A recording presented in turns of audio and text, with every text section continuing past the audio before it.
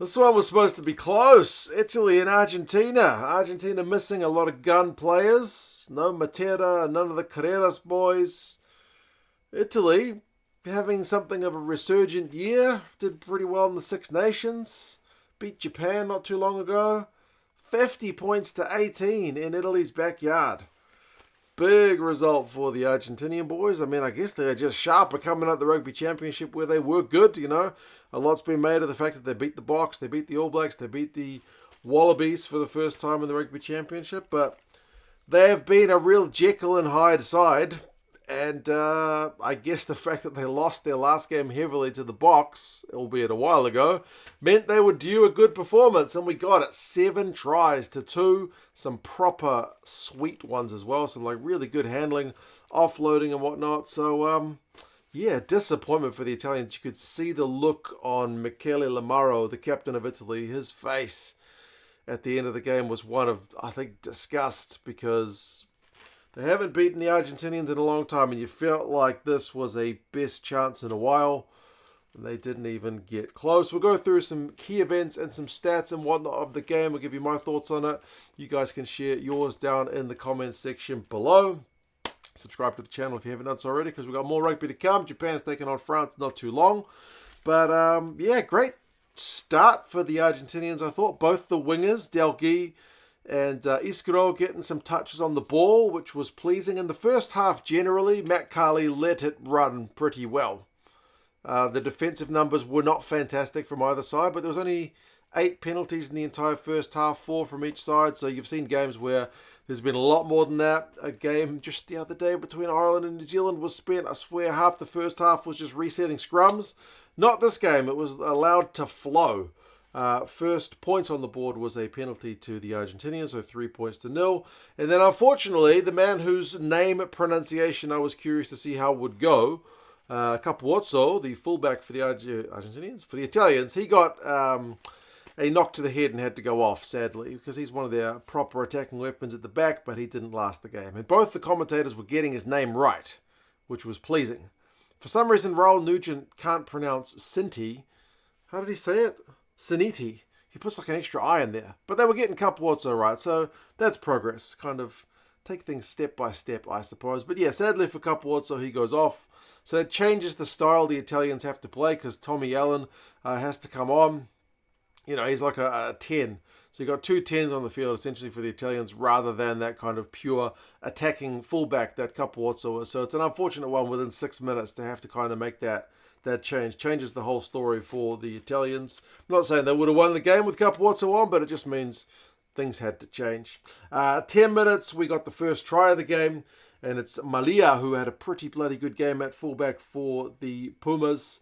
And it came after Italy were on attack, kind of a nothing Argentinian kick. Led to a good Italian opportunity down the right wing. And then the pass to Ruzza out wide was just fumbled. And the Italian guys just seemed to stop playing momentarily. And Malia pounced on that ball, just tore down the left wing. Liner gave him a good run. He actually had the gas to catch him. But Malia with the stop let him kind of slide on by into the touchline. And then Malia was a little bit too casual to take the ball into the goal area because Liner got back up and chased him again.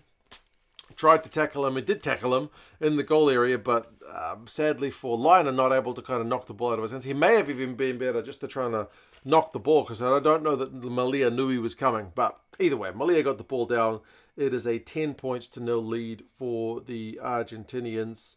And yeah, the Italians' first shot of the game on 18 minutes went wide. So it wasn't the greatest start for the Italian boys, although Tommy Allen did kick a 50-22 on 23 minutes to at least try and get a bit of momentum. But the Italians were largely in control, man. Like their kicking game I thought was working pretty well. They were putting some high balls through. Iscaro won a really nice high ball on 28 minutes, which led to a try. He was able to grab that ball at Allen. If it's Capuzzo, maybe he gets that ball. I'm not sure, but he gets it ahead of Allen. Then you get play from Molina. One of the Italian guys knocks it backwards, and then Bertrano is able to knock it down. It's a little bit of a lucky try just in terms of the ball was bouncing around. It could have been a knock on. It could have gone into touch. Someone else could have grabbed it, but sometimes the bounce of the rugby ball goes your way. The Argentinians got up. Bertrand was able to dot the ball down. So 17 points to 0 lead. Not looking very good for the Italians, but they get a much needed both try and yellow card on 33 minutes. It's a little bit concerning for the Italians that both their tries came from mauls. They weren't able to kind of break down the Argentinian defense proper, but they get a maul going. It gets a penalty try. Juan Martin Gonzalez gets yellow carded. So that is 7 points on the board for the Italian boys, and then with one last play before halftime, and the Argentinian boys not rolling with the man down, penalty conceded at the breakdown. Italy slot that one. So despite the fact that they were down 17-0, they go into the sheds 17 points to 10, which is, if you're Gonzalo Casada, the Italian coach, it's a much nicer conversation to have with your players at halftime. That boys were only one score down. We can get right back into this game. Possessions 54-46 at halftime to the Italians.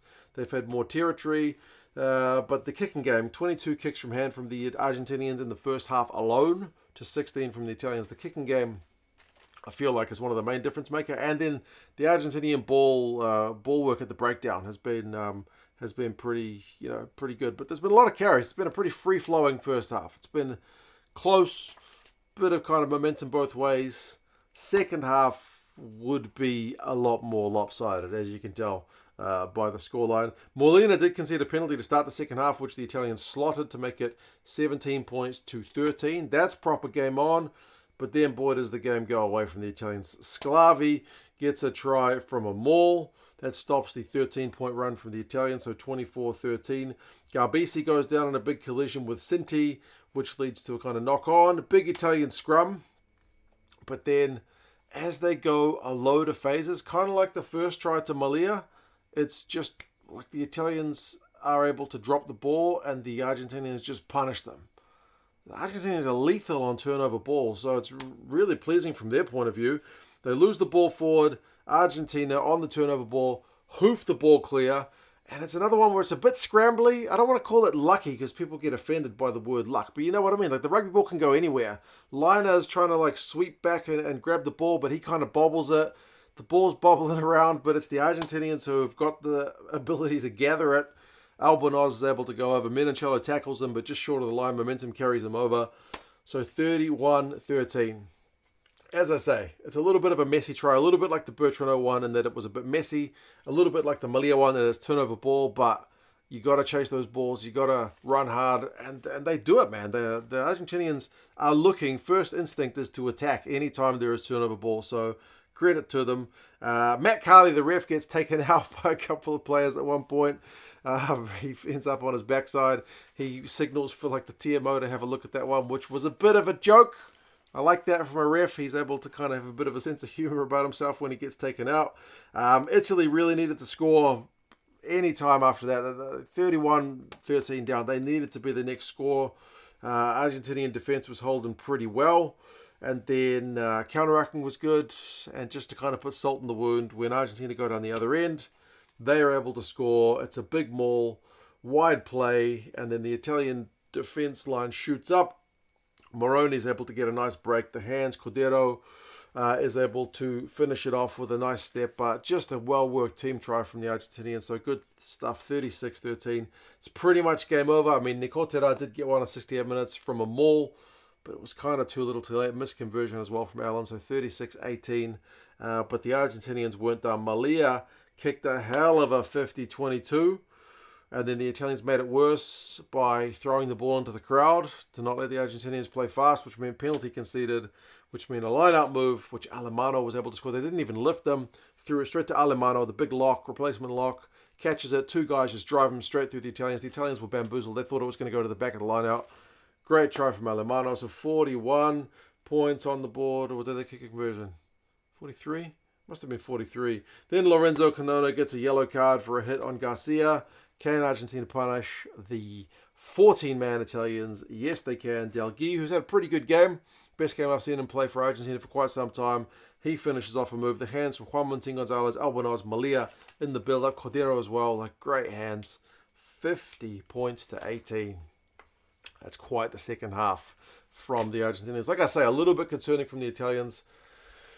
to go down so many points to only score from mauls. I mean, as I said, if the ball bounces another way for a couple of these tries, maybe the Argentinians don't get a couple, but they're still winning this game.